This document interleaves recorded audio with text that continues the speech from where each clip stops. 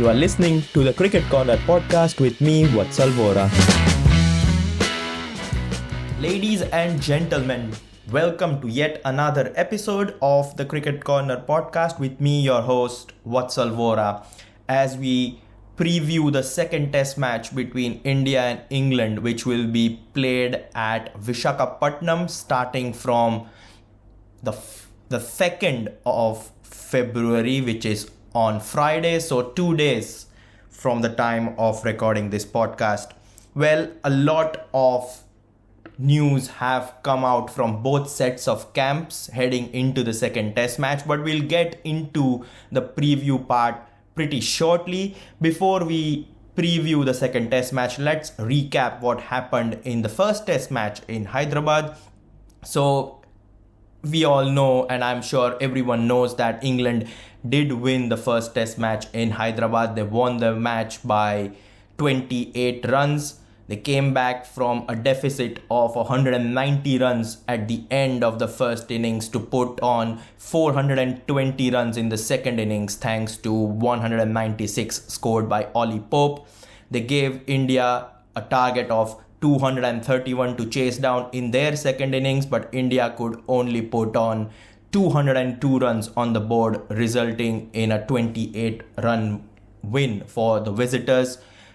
It was Tom Hartley who started with the ball for England. He picked up 7 for 62 in the second innings, including crucial wickets of Yashasvi Jaiswal, Rohit Sharma, and of course Shubman Gill. So a complete performance with the bat and with the ball for England, particularly in the second innings, which has seen Bazball take a 1-0 lead heading into the second test match, which will be played at Vizag. So as I mentioned, that there are a lot of news coming out of both sets of camp, which is a perfect segue to start the preview part of this podcast and talk about both sides heading into the second test match. We'll start by talking about the host, Team India, because in the first preview episode, we talked about England first. So it's right that we talk about India first this time around, because there are a lot of concerns coming out of the Indian camp heading into the Visakhapatnam test match. I think we got the news just a day after the end of the Hyderabad test that both KL Rahul and Ravindra Jadeja are set to miss the second test match in Visakhapatnam. BCCI have named 3 replacements for 2 players. I don't understand why, but they've named Sarfaraz Khan, Saurabh Kumar and Washington Sundar as replacements for KL Rahul and Ravindra Jadeja. KL Rahul has a thigh injury, whilst Ravindra Jadeja picked up a hamstring injury, and it was quite evident that he would be missing the Vizag test match, because when he was run out brilliantly by Ben Stokes' backhand flick to run out basically Ravindra Jadeja, we all saw him clutching his hamstring, and it felt like this could be a long injury. Coming from myself as a football fan, we all know once a player is holding his hamstring, he's probably has ruptured it or has done something wrong with it, something bad with it, and unfortunately for Ravindra Jadeja, that's the case, and he's going to miss the second test match. Now, before we talk about how the replacements might fit into the playing 11 for India, we need to talk about whether KL Rahul or Ravindra Jadeja will feature again in this test series.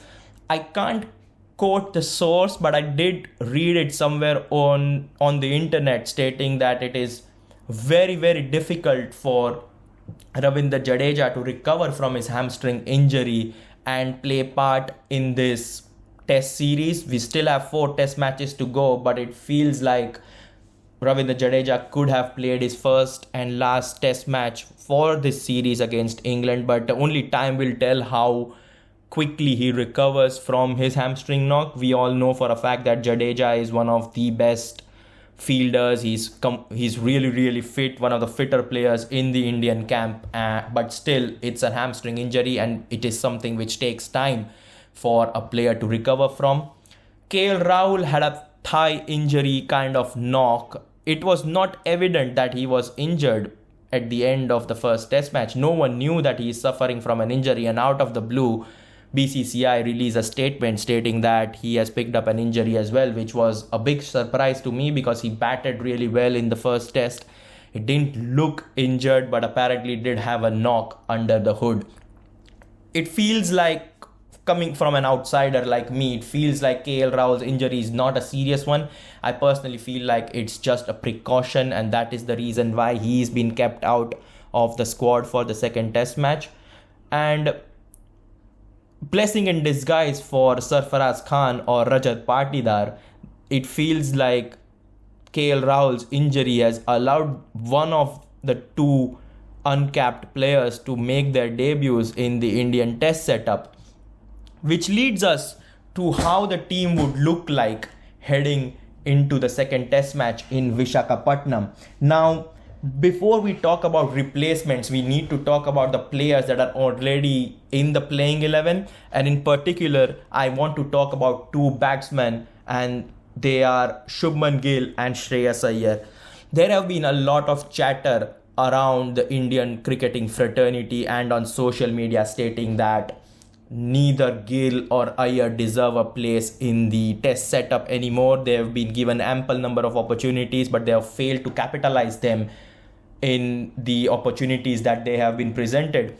Shubman Gill did score 100 against Australia in the fourth test match which was played in Ahmedabad, and that was nearly a year ago, and since then I don't even think he's had a score of more than 50 runs. I don't even remember when was the last time he scored a half century in test match cricket. In white ball cricket, Gill is one of the best players India have currently, but it is the test setup in which his form is a little dicey. He's now been playing at number 3 in place of Cheteshwar Pujara, which has seen Jaiswal open the innings alongside Rohit Sharma, and Yashasvi Jaiswal has played really, really well. He scored 100 against West Indies. He played well in the first innings of the first test match against England as well, a quick fire 70 or 80 runs, and he completely took the attack to the English bowlers. So I feel like Jaiswal is someone who has fix that opening slot, and it's Shubman Gill who has to be wary about his place at number 3. Now, the reason why I still believe Gill and Iyer would play this test match is because India lack experience, and particularly when there is no Virat Kohli. Yes, Virat Kohli is set to miss the second test match as well. We don't know for a fact that what is his situation heading into the third test match. We are yet to hear from him or the BCCI in that regard, but it feels like India need experience, and with KL Rahul out for this test match, there would be no experience left in the Indian middle order if you decide to drop Gill and Iyer, or even one of them. So I still back both of them to feature in this second test match. The only place open for either Sarfaraz Khan or Rajat Patidar to take up would be the KL Rahul slot, and I think both of them would be really, really happy that Shrikar Bharat had an excellent test match in Hyderabad. Not only did he keep well with the gloves, but he also showed that he is a really, really handy player in that lower middle order position. He batted well in the first innings, scored 40 odd runs, and in the second innings he nearly took India to the victory until it was Tom Hartley's brilliantly flighted delivery which deceived Shrikar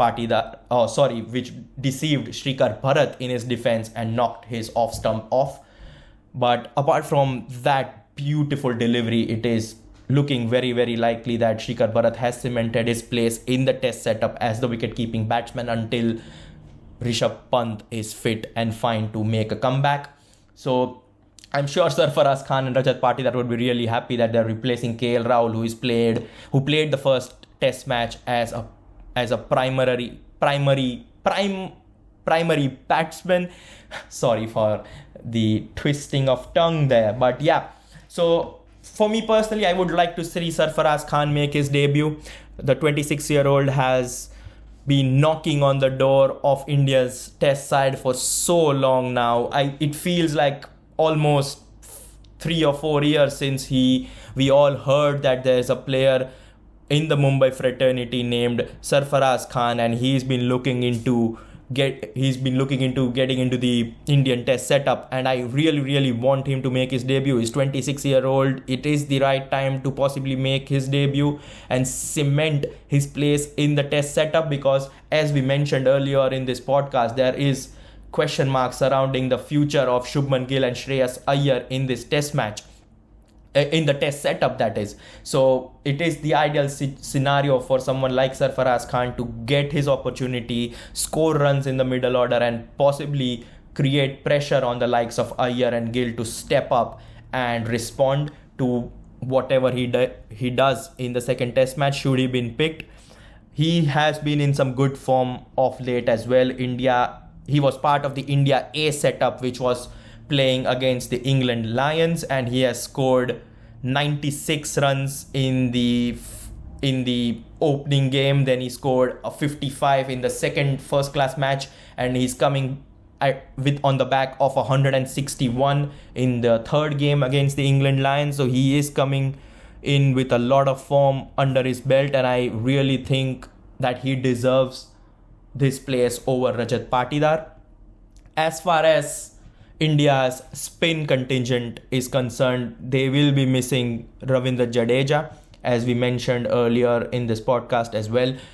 For me personally, I would like to see Washington Sundar get an opportunity in this team, because there were two possible outcomes to come out of this Ravindra Jadeja injury. One was they pick Washington Sundar as a direct replacement for Jadeja. It would give India a spinning replacement and an all-rounder as well. We all know Washington Sundar is very much capable of handling Test matches with his bat as well. Similar left-hander as Ravindra Jadeja is, so that would be a like-for-like replacement. Another way of looking into this matter was either India go bold and pick Kuldeep Yadav and he makes his comeback into the test setup. That is something which I'm not too keen on at the moment, because yes, Kuldeep Yadav is a much better spinner than Washington Sundar regardless of the format which India are playing, but picking Kuldeep Yadav would shorten your batting, because the reason why India have been so successful, particularly in home conditions in Test matches, is because the Indian batting lineup bats all the way down to number 9, because all three of our spinners are genuine all-rounders in the form of Ashwin, Jadeja and Akshar Patel. All three of them world-class bowlers and very much capable of handling themselves with the bat. So just to keep the length of the batting order intact, I would like to see Ravindra Jadeja be replaced by Washington Sundar. Saurabh Kumar is yet another option that India have at their disposal now, and he is also coming in with some form. He played in the same game as Sarfaraz Khan, where he scored his 161 against the England Lions. In that very same game, Saurabh Kumar scored 77 with the bat and took 5 for 104 in the second innings in Ahmedabad. The game was played just a day before the start of the first Test match against England. So he has also showed that he is also very much capable of batting in the lower order and possibly replace someone like Jadeja, but he probably lacks some experience. Washington Sundar is there. He's showed that he is very much capable of handling the Test pressure. He was part of the infamous Gabba Test match which India won nearly 3 years ago, which we still talk about, and rightfully so. If you personally ask me, nothing wrong with us celebrating that Test match. But so I feel like Washington Sundar is the ideal replacement for Ravindra Jadeja, and Sarfaraz Khan should make his debut and replace KL Rahul in the middle order.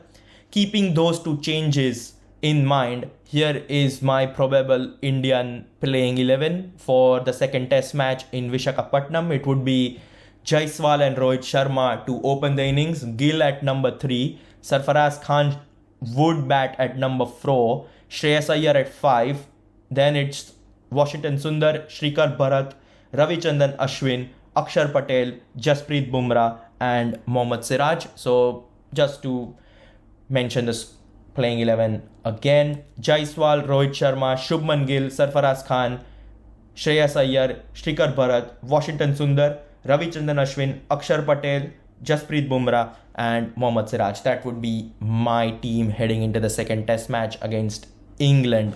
So that is the Indian side of things in this podcast. After the break, we will talk about how England would line up and possibly build on their 1-0 lead heading into the second test match. So stay tuned. Let's move our attentions and talk about the team that is 1-0 up in the series, and that is Ben Stokes' England side. Wonderful display of test match cricket by the English side in the first test match in Hyderabad, which saw them win the match by 28 runs. And the visitors would be looking to build on the momentum that they have created by their own way of playing cricket, their modern style of playing cricket, and the way in which they have completely changed the mindset. They will want to build on that momentum. But similar to India's injury woes, England also have one injury issue heading into the second test match in Visakhapatnam, and that is the injury of Jack Leach. Now, the BBC did report stating that Jack Leach is someone who is a doubtful for the second test match in Visakhapatnam. Apparently, Jack Leach has hurt his left knee fielding in Hyderabad and was only able to bowl 10 overs in the second innings, as England did win the match. He did pick up one wicket in the 10 overs that he bowled in the second innings, but his availability has a bit of question mark on it. So whether England go with two seamers or they give Shoaib Bashir a debut, that is up in the air at the moment. We all remember the bold statement which Brendan McCullum made after the first test match. He said that England won't be afraid of playing 4 spinners in the second test match should the conditions make them do so. I think that is something which sounds really bold, because earlier it was bold enough to see England name a starting 11 with 3 spinners, one of them making their debut and one who has just played one test match, and with Joe Root being that 4th spinner. Now, based on what Brendan McCullum said a couple of days back, he said that England won't be shy to name all their bowlers as spinners, pick no fast bowler whatsoever, and Joe Root being that 5th spinner. But with Jack Leach's concerns and doubt over his selection, I think that is something England might not be able to do, regardless of how bold or how Bazball-y, if that's even a word, looks like. Now the question mark surrounds England's bowling, not their batting. I think the top 7 is something which I won't be surprised if I see for the rest of the test series. All 5 test matches, I won't be surprised that batting remains the same, and the only changes would be made in that bowling department. Now, in the first test match, as I mentioned earlier, England went with 3 specialist spinners and Joe Root as their 4th. They played Rehan Ahmed. Tom Hartley was making his debut, ended up taking up 7 wickets in the second innings. They played Jack Leach, and Mark Wood was their solitary fast bowler. If you personally ask me, one change which England would make regardless of Jack Leach's injury is James Anderson coming in to replace Mark Wood. Now, Mark Wood did nothing wrong in the first test match. He bowled short spells of 2 to 3 overs here and there. He was obviously not utilized as much as the spinners because the condition didn't make sense to use Mark Wood in those spinny conditions. But there's a reason why I want James Anderson to come back into the England setup, and I think England would be looking at the same way of thinking here as I am, and that is James Anderson is very much capable of reverse swinging the ball, something Jasprit Bumrah did against India in the second innings. He picked up 4 wickets in the second innings with some masterful reverse swing bowling. Yes, there is a bit of difference between Anderson and Bumrah. James Anderson is 41 years old. He's not capable of bowling at the pace of what Jasprit Bumrah bowls, but I think he's still a masterful bowler in subcontinent conditions when it comes to reverse swinging the ball. He showed that against Pakistan when England toured Pakistan all the way back in 2022. I think it was November or December when they toured Pakistan. He also showed that against Sri Lanka a couple of years back, that he is very much capable of bowling in subcontinent conditions, and I think his experience and his control would bring a lot more on the table than the sheer pace of Mark Wood will, because the pitches are not going to aid quick bowlers. Yes, Wood can bowl 3 or 4 overs with the new bowler, but after that he was probably non-existent and it was all the spinners who were doing the bowling. But if you have someone like James Anderson who can reverse swing the ball, he can give you this control in the middle orders as well, when if the likes of Yashasvi Jaiswal and Rohit Sharma are playing in an aggressive mood like they did in the first innings of the first test match. So that is something to look into as well. So that is one change I really want England to make, and I expect England to make as well, and that is replacing Mark Wood with James Anderson. Now the talk comes back to the spinners. Let's assume for once that Jack Leach is not going to play in the second test match. Who do you replace him with? England can go in two directions here. One direction is a straight swap. You bring in Shoaib Bashir and replace Jack Leach. Problem solved. You are still going in to the second test match with 3 spinners, with Joe Root being your 4th one, and you have James Anderson. There is a second route which England can take, and that is you replace Jack Leach with James Anderson. Now that will reduce one spinner but add in one more quick. Not sure England would want to do that after the success they have had with their spinners in the first test match, if you personally ask me. But if they happen to do that, they'll still have 3 spinners in their team.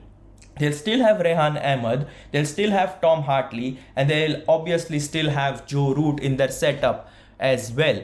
So that is something England can look into doing. But then if the pitch is pretty much similar to what we saw in Hyderabad, it doesn't make sense to play 2 quicks, because Team India played 2 quicks in the first test match as well, but Siraj barely bowled in the second innings. I think when England had batted for like 70 or 80 overs, I think Siraj had bowled just 3 of them. So even if they played 2 seamers like India did, there's no point that they'll be able to share the overs equally amongst themselves. So I think that is the route which I don't see England taking on. England under Brendan McCullum and Ben Stokes are a very attack-minded team, and if they see a pitch which has a bit of turn in it, I don't see them even contemplating the thought of having 2 seamers and just making the bowling redundant in a way. I think they'll go with 3 spinners regardless of Jack Leach's injury or whether he's able to play or not. I personally feel it would be Rehan Ahmed, Tom Hartley and Shoaib Bashir who would make his debut. That will see yet another debutant in the English setup after Tom Hartley's brilliance in the first test match. It's worth pointing out that whenever England have given debuts to young spinners, it has always worked under Ben Stokes and Brendan McCullum. My mind again takes me back to that Pakistan series where they played Will Jacks in the first test match, and he was able to pick up a 6-wicket haul in the first innings, if I'm not wrong. Correct me if I'm wrong there, but I think Will Jacks did pick up a 6-wicket or a 5-wicket haul in the first innings in Rawalpindi. Then Shoaib Bashir made his debut in the third test match where he picked up a 5-wicket haul. Then Tom Hartley makes his debut in Hyderabad and he picks up a 7-wicket haul, 9 wickets in the match. So it has always worked as far as Ben Stokes and England is concerned, and I won't be surprised if Shoaib Bashir, who has played barely 6 first class matches. He comes out there and troubles the Indian batting in a way like Tom Hartley did in the second innings. So there is history with England giving debuts to spinners and them working out of the blue. Something which I was really impressed by these spinners was not only with the ball but with the bat as well. Both Rehan Ahmed and Tom Hartley showed that they are quite handy with the bat in the lower order. We were comparing England's lineup with that of India before the first test match, and it felt like India had a lot more batting depth than England. It still holds true in a way, but I feel like Rehan Ahmed and Tom Hartley, yes, they are not at the level of Akshar Patel or R. Ashwin in terms of batting. Bowling is out of question, but in terms of batting, I still feel like Akshar Patel and Ravichandran Ashwin are better batsmen than Tom Hartley and Rehan Ahmed. But I feel like they showed enough quality that they are able to play against spinning conditions. They both had an excellent partnership with Ollie Pope in the second innings. I think Rehan Ahmed scored 25 odd runs while Hartley scored 35 in the second innings, and they were able to sweep. They were able to play those exotic cover drives. Tom Hartley was brave enough to come down the track and score a boundary straight over the bowler's head as well. So I think that is something which would give a lot of assurance and a lot of comfort to Ben Stokes, that even if their batsmen have an off day like they did in the second innings, you can still trust the likes of Rehan Ahmed, Tom Hartley to give you runs with the bat, and that's the reason why I think both of them are expected to play and would play in the second test match. And I think Jack Leach will be replaced by Shoaib Bashir, who will be making his debut.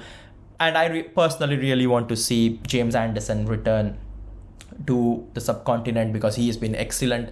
My mind goes back to the 2021 innings where he bowled a beautiful off cutter to rattle the stumps of both Ajinkya Rahane and Shubman Gill. Those were two excellent piece of reverse swinging which James Anderson is capable of producing at the rightful age of 41, and it would give England something to play with in those middle overs, and I think it's inevitable that James Anderson would replace Mark Wood for the second test match.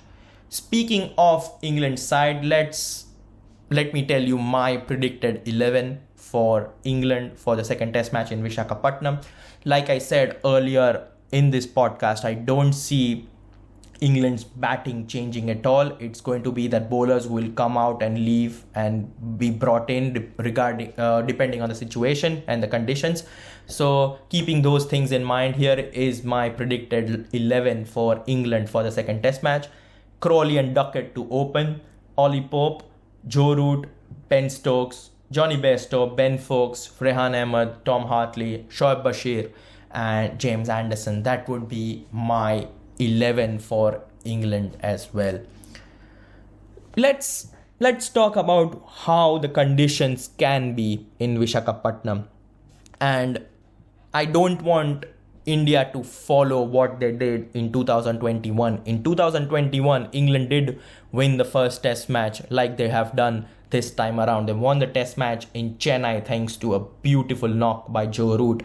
But then they moved to Ahmedabad, they started preparing ranked turners, and those ranked turners saw test matches end in 2.5 days, and no one was the winner apart from India. But in the end, winning does matter. But if India start preparing these ranked turners, we have seen Indian batsmen themselves struggle in these kind of pitches. I always bring this test match up in all my recent podcasts, and I'm going to bring it up again. That Indore match against Australia was won because the pitch was so bad that it neglected the skill levels of the spinners India had compared to what Australia had.